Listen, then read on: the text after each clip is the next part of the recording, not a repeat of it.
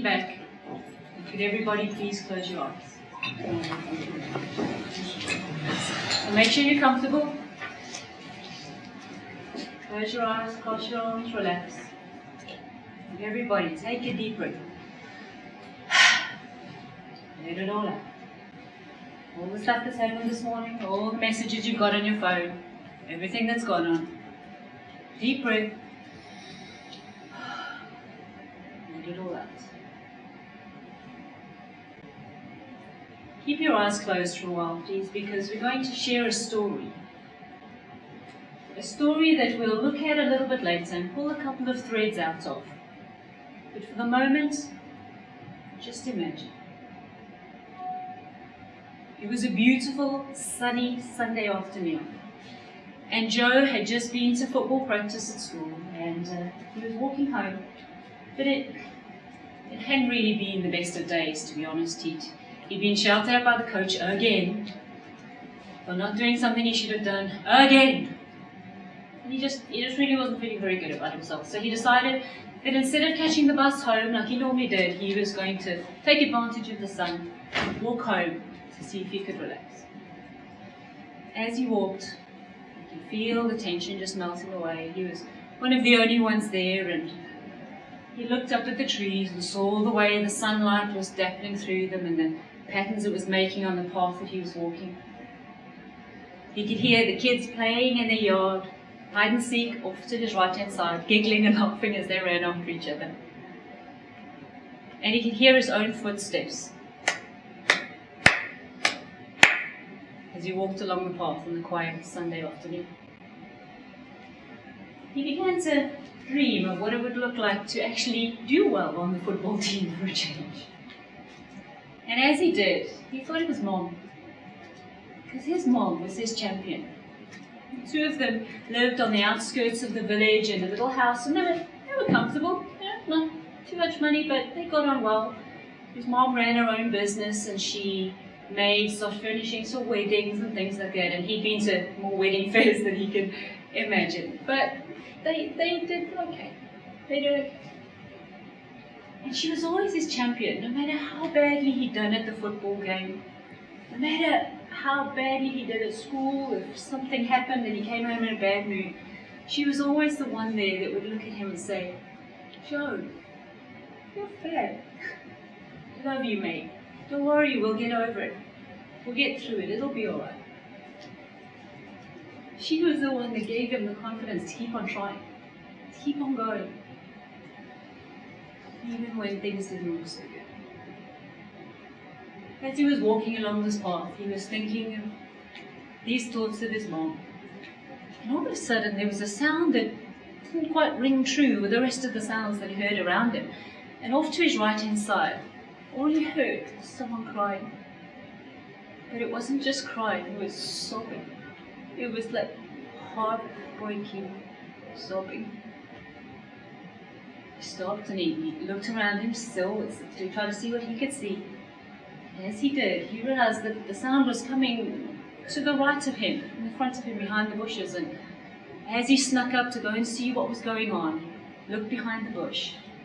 There, flat on his face, was another guy from school. Books strewn all across the grass. Glasses were off, bag off to the one side, shoelaces untied. And he was just lying face down on the green grass, crying his eyes out. Joe recognized him. He'd never really spoken to him at school, but he recognized him.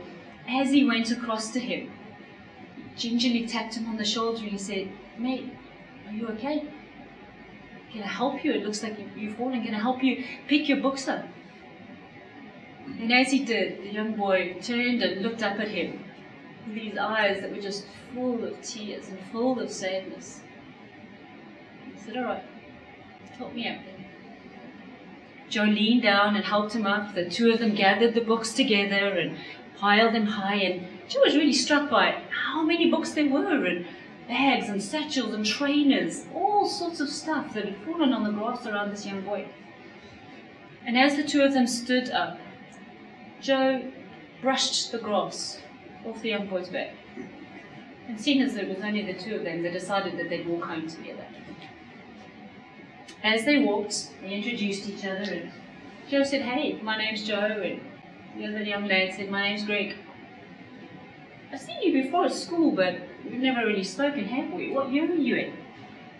And they found out that they were in the same year, but just different classes. And as they went, the conversation just got easier and easier, as it does, when your kids at school and you're just talking to each other.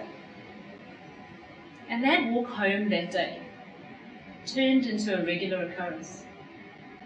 Every day at the end of school, when the weather was good, they'd either catch the bus together or they'd walk home together. And it was their time to talk, to chill, to share with each other, to relax. And as they went, the friendship just got stronger and stronger and stronger. Joe was the jock, he was the captain of the football team, he was the guy that did well at sports, the blonde-haired, blue-eyed boy. Greg came from a home that wasn't quite as happy as Joe's. His parents were always fighting. Nobody ever encouraged anyone. And he spent a lot of time on his own. Even though he had all the things that he wanted, he never had any love and encouragement. He was quite jealous of Joe. And Joe, on the other hand of him, they seemed to have completely opposite things to each other. Each had their own goods and bads in their lives, but that was probably what made them good friends in the first place. As the years progressed through school, it got to that ceremony at the end of school, that day, when everyone gets to be presented with their prizes and their certificates, and everyone rags each other on the last day of school. The principal stood on the stage, and as she did, she looked out at the sea of faces in front of her. All those kids that had come through school and got to this point. She was so proud. And as she stood there, she said, "It gives me such pleasure today to be able to announce the name of the pupil that has been voted most popular in the school." Everything was completely hushed.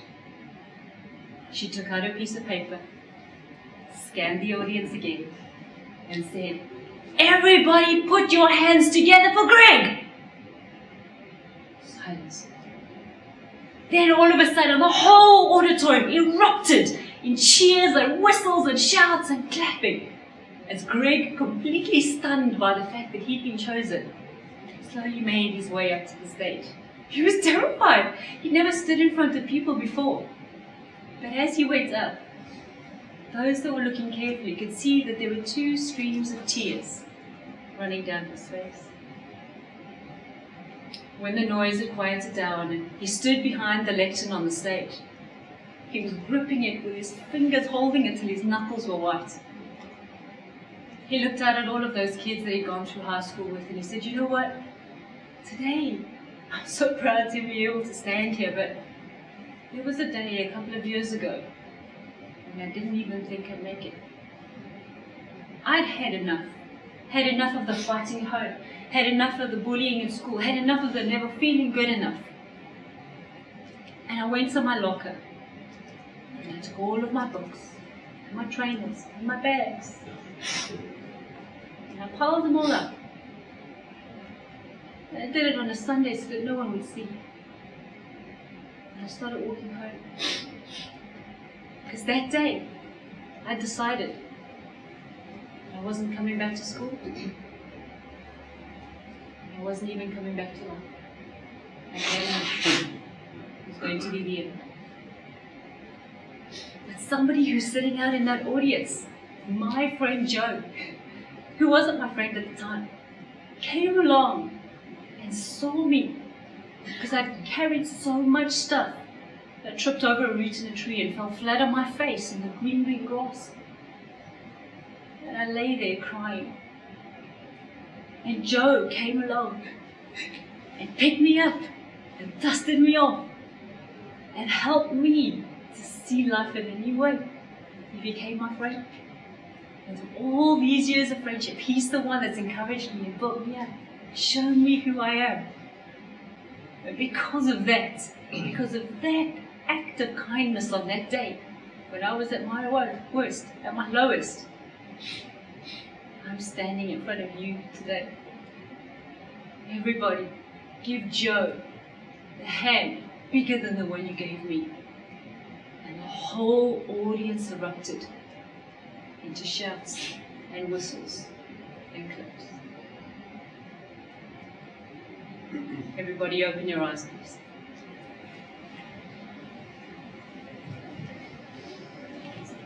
That is the power we hold in our hands when we speak in public. It's the power of a story. It's a tremendous leveler. Everybody has been touched by a story like that, a scenario like that, in some way in our lives. And we all relate to stories. It's how information is being passed from generation to generation for millions of years. It's how we teach our kids, it's how we learn from others. Using a story in that way gets everybody to relate to everybody else. We're going to look at the process of speaking in public. But there's something that I'm going to concentrate in particular today.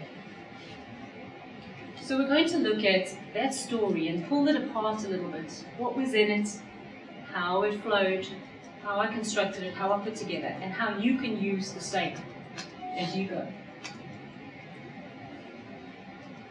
First of all, you need to make the decision to deliver.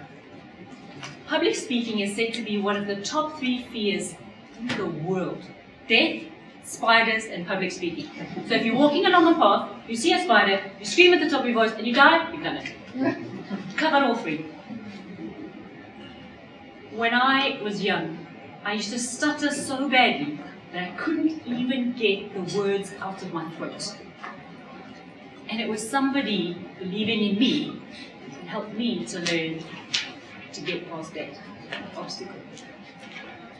In your businesses, in your interactions, in your life, as you go, you're going to need to make the decision to stand and deliver. Because when you go into a meeting and you're trying to sell your products, when you're trying to convince your kids to clean the room, Ben was talking about yesterday, if you need to influence, persuade, or speak to somebody else in any arena in life, you're going to need to stand and deliver.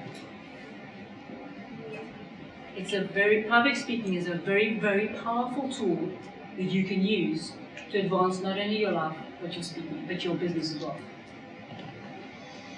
One of the first questions you need to ask yourself is, what do the audience want to know? Too often, we've heard a couple of times over this weekend, we're interested in what we have to give, but it's far more important to know what your audience wants to know and give them that. Because then you're actually giving them something of value that they can walk away with and use.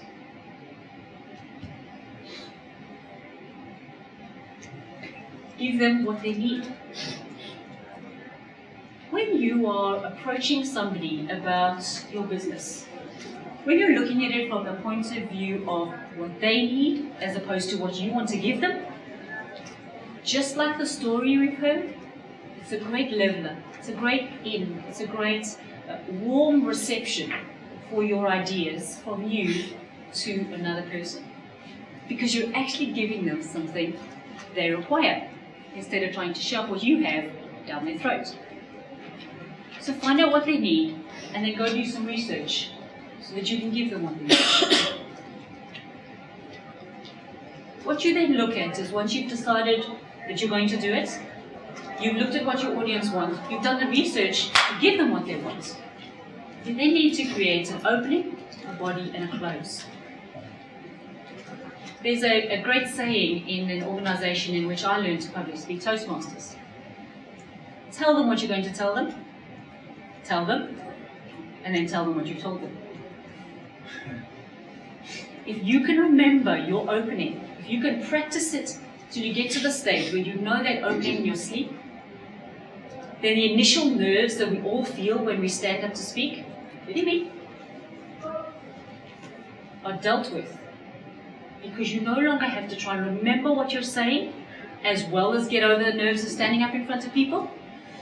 You just need to say what you've said. By the time you've done that, you've got over the majority of the nerves and you can get into the meat and the body of what it is that you're presenting. So make sure that you craft a specific thing at the beginning, a specific thing at the end, and then put the bulk of your information in the middle. Use the right words. In our story, you heard me talk about the books that were strewn all over the place, the green grass, the sun coming through the trees, the teacher looking out over her audience. They were all words that were used to describe what is happening in a way that even though you weren't seeing pictures, you could all imagine.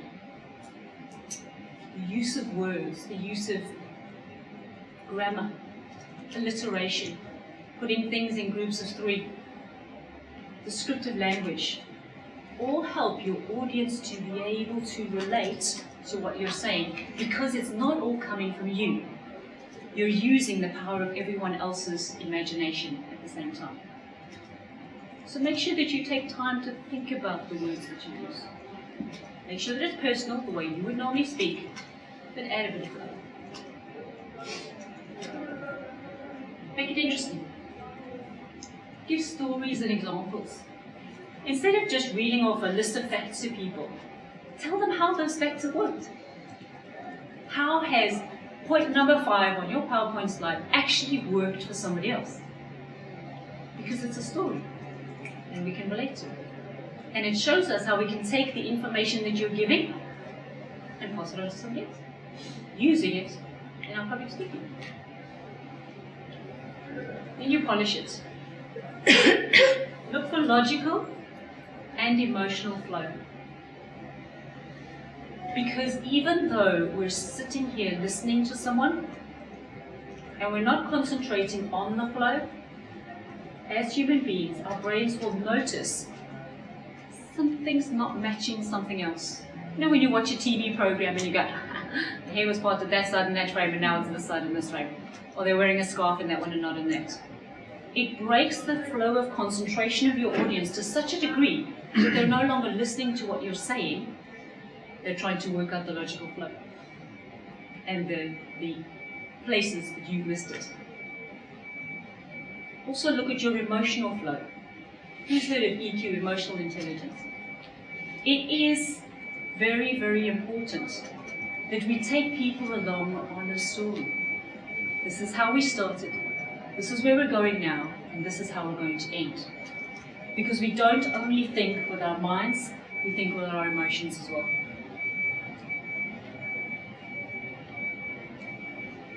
Who's heard of mnemonics? They're tools to help you remember. So for instance, there's another speech I gave where I talk about the relationship between my daughter and I when she was a teenager. And there are 3 points that I have to remember. And it just does not work with my brain to try and remember 3 points and speak about it at the same time.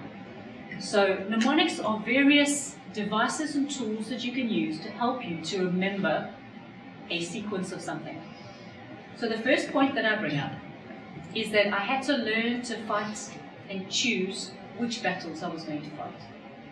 So not to pick at her for everything she did, but to think, okay, I can let that one slide for now, but this one is going to form her character, so this one needs to be formed. I then had to realize that I needed to start praising her more instead of always putting her down.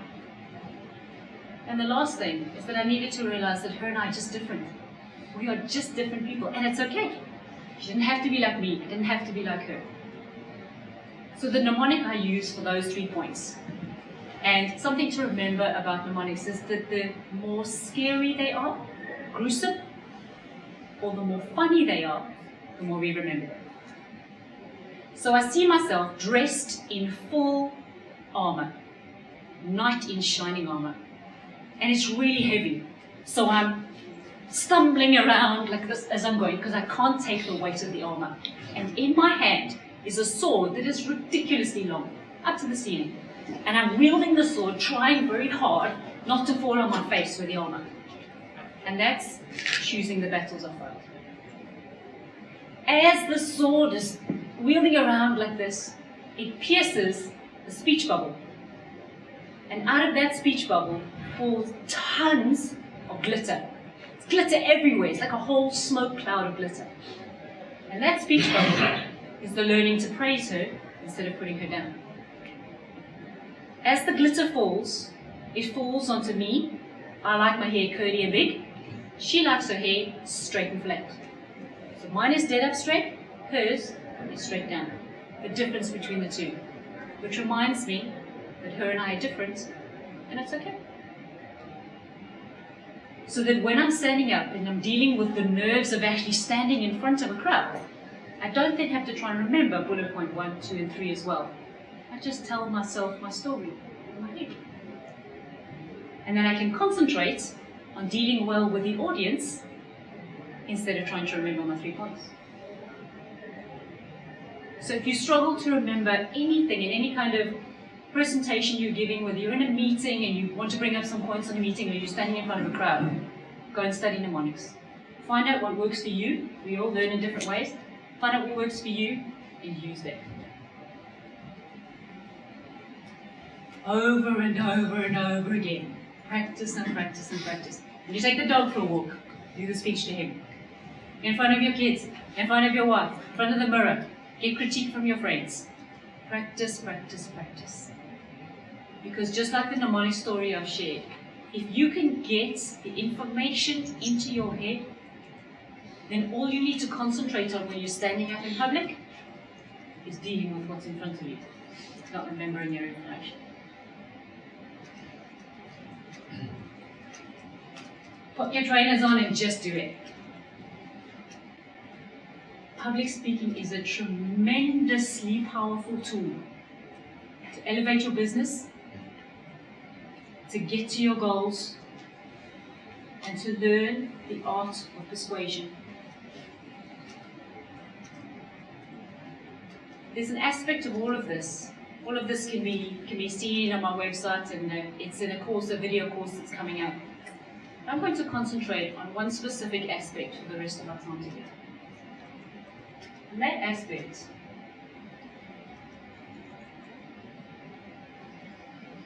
is the concept of value. Because all of those 10 points that I've just shared with you are merely tools. They're merely tools in a tool belt that you can use to help you speak in public. But before point number 1, which is standing up and making the decision to deliver, you need to realize how valuable you are. Because anybody can put a PowerPoint slide together. Anybody can put a list of things together. But until you realize what you have to give will actually be a benefit to somebody else, then it's just a list of points on a PowerPoint slide. We're going to dispel some lies and replace it with truth. Everybody repeat after me. I am valuable. A little bit louder. I am valuable. And my aim is, when you wake up tomorrow morning, you get up and you look in the mirror, and instead of just saying it in a group like this, you actually look at yourself, starting tomorrow, in that mirror, and go, you know what? I am valuable. What I have to give is of value to others. The next thing is that if it stands to reason that if I am valuable, then you are valuable.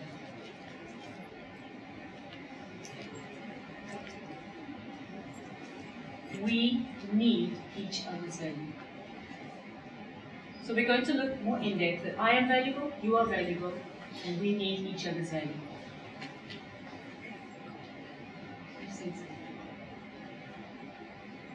Can everybody please raise your index finger for me? Right hand, raise your index finger. There are approximately 6 billion people on the planet at the moment. B, not M, B, billion people on the planet at the moment. We've got approximately 10 fingers each. If you look at the fingerprints on that finger, everybody look at your fingerprints on that finger. This fingerprint is one of 60 billion fingerprints. There is no other fingerprint on the planet like the one you just looked at. Now with your unique combination of the way you look, colour of your eyes, the shape of your head, the shape of your nose, the shape of your body, not even identical twins look exactly physically like the other. Add to that the unique combination of your personality, the way you laugh, the way you smile, the things you find funny, the things you find sad, the things that make you mad. How unique to you. Add on top of that the experiences that only you have had. Only you met this person on this day at this time and had that interaction. Only you have gone through the things that you've gone through in life. Only you have learned the lessons that you've learned in life. Only you have made the friends and the enemies that you have learned. So when you take the fact that we are physically unique, our personality is unique, and our experience is unique, and that package of the three, you realize that when you wake up tomorrow morning and look at the fingerprints on this finger, there is nobody else on the planet like you. Which means that you are tremendously valuable. There is no one else that can bring the unique combination of you to the world, quite like you can. So it stands to reason that if I am valuable, then you are valuable. And one of the ways I learned this was, as I shared a little bit earlier, with my daughter. I had never ever wanted children. Never wanted children. Never. They don't like me, I don't like them. Don't even go there. Didn't. Never. Never. To such a degree that when I met my husband and we were planning to get married, I said to him, buddy, you want to marry me? We are not having children. Just let's get that sorted right now. He had a daughter from his first marriage, so he said to me, okay, that's fine. If that's how you really feel, if you're that adamant about it, it's alright, we don't have to have children. Bianca was 18 months old when I first met her, and we'd known each other for a little while. She used to come to us every second weekend, as a stepchild does. And then one day, she came into the kitchen with a glass and said, Lisa, can I have some Coke? 4 at the time. And I looked at her and I said, no, sorry, in my household we don't do Coke and that kind of thing. You can have some water, you can have some milk, I'll make you a herbal tea. Those are the options that you have. And she just looked at me. Ordered some milk. And back through to the lounge where her dad was sitting. Put the glass on the table. Looked at her father. And he pushed the glass off the table. There he has spilled my milk all over the floor. Please can I have some of your Coke? Came back through to the kitchen, put the glass on the table, and went, look what Daddy did.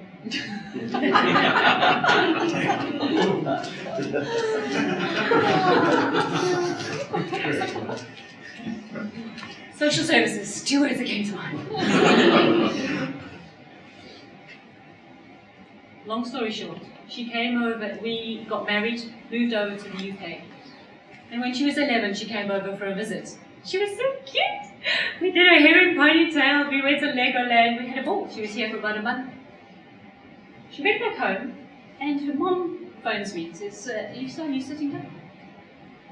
She's come home and said that she wants to come and live with you and her dad. My husband works away from home Monday to Friday. I never wanted children. But I realized that if I said no to her, the scar that I would leave would take a very, very long time to heal, if ever. So I said yes. From the age of 11 to 13, we screamed at each other for 24 hours out of the day. I had no idea how to be a mother, no idea what to do with this 11-year-old child. She came from a totally different country, speaking a totally different language, different weather, different customs, different kids around her, different atmosphere, family full of children there, single child here. My husband used to come home on weekends when he could actually force himself to do so, because I'd be in the one ear and she'd be in the other ear. She's such a cow, she's being nasty to me. Until one day I was sitting at my desk and I received an email from my daughter. Okay, didn't even know she had an email account. We'll talk to you about that one again. Opened the email and in there she said, "I hate you. I'm running away from home. Can't stand being in the same place as you. Don't send the police to find me. I'll come back when I'm ready." 13 years old. All the horror stories, all the newspaper articles, everything I'd seen on the news flashed in front of my face at the time. Rushed down to the place, our pastor came with us, walked into that room at the school, and she refused to even acknowledge my presence. Needless to say, I went home that night, she went home with the pastor, his daughter was the head of the youth group at the time, central for him. And I went home to the worst night of my life.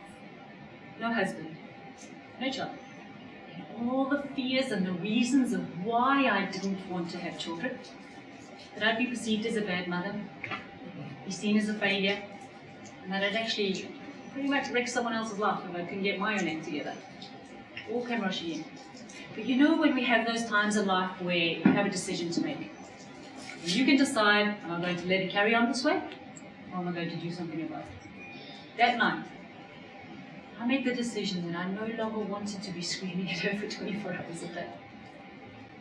I wanted some peace in my household. Phone the next morning, can I come and pick her up? Yes, no problem. Parked outside the house. Front door opens.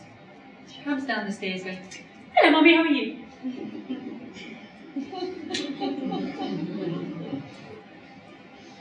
But from that day onwards, I made the decision that I better start valuing that young woman in the way that I valued myself. Because it was the only way there was going to be peace in my household. She just turned 20, been with us for 9 years. And I am so blessed to be able to say that our household is filled with peace. It's a lovely place to be. Her teenage years have been good for her and I, and my husband.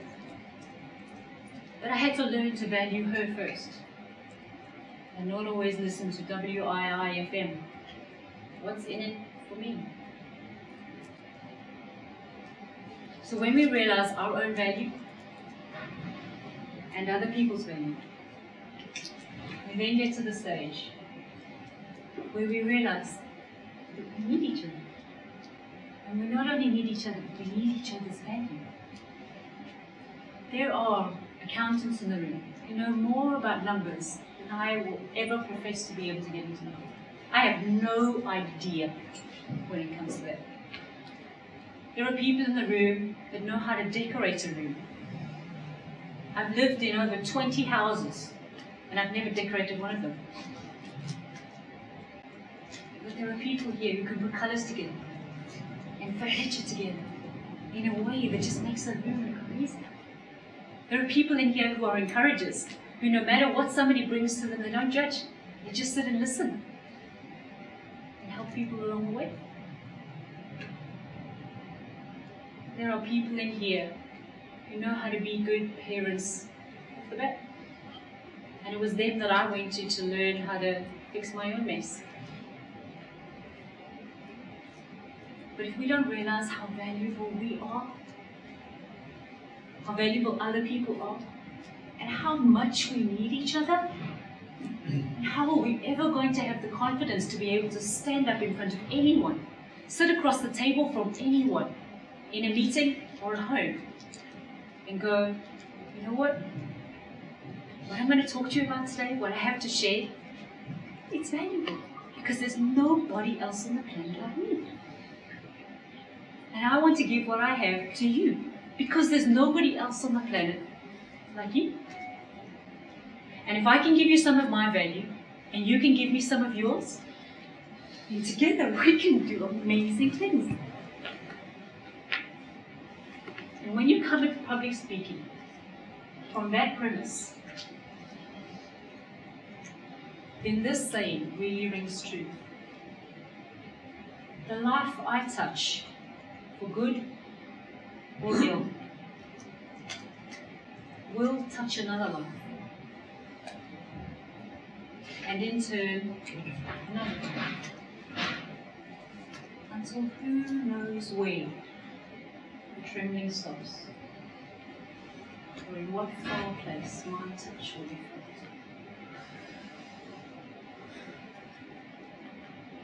Because just like the story that we shared at the beginning, every interaction that you have every day has the potential to change the trajectory of somebody else's life.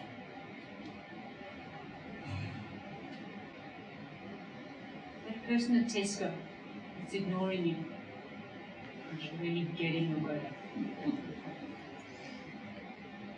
Turning around and being a customer that's different and going, hey, can I help you pack the bags? Can I help you do this? Where's your day? I'm telling you, try it next time. And I'll turn around and look at you and go, somebody's actually not complaining for a change. Somebody's actually offering to help you. When you see somebody sad, going out to them and giving them a hug or giving them an encouraging word. When you see somebody that's struggling with an aspect of business, look at your clients this way.